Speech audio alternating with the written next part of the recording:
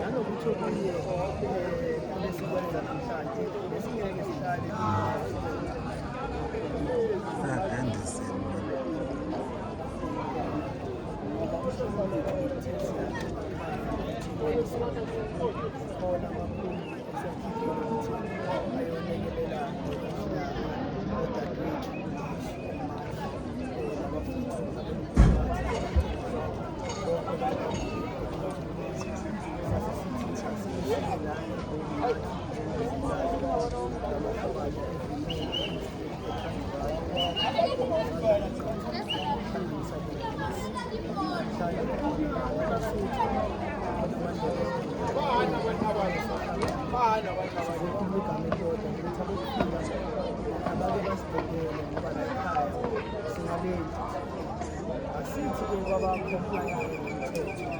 akukho esikhona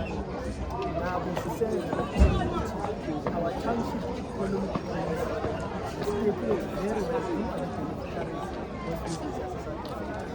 it simply means even if not by law but the policy does it speak to our SMMP now which is how can the township economy benefit abantu bokufika then exclude abantu bakithi eSouth Africa, which is that is why we have failed as a South Africa in 2015 Kuma National Development Goals address ama-issues of inequality. La eSouth Africa sisephansi kwenyembezi, la eSouth Africa sisaqedile.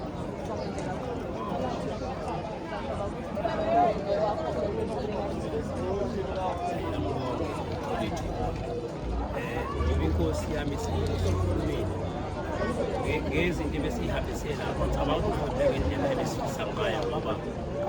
uhulumeni usishiwe njengoba kunamayiphokhendiza phezu kwethu nje baphuma imali enkulu kakhulu 600 million asiyazi uyabhikakethi thina ngabantu bethu njengendlu asiyabatshela ukuthi awuwenzi lokhu awuwenzi lokhu njengamanje ayikho into emoshakele azithintwe umuntu azithathe kakhulu Well, that's what took place here. We were just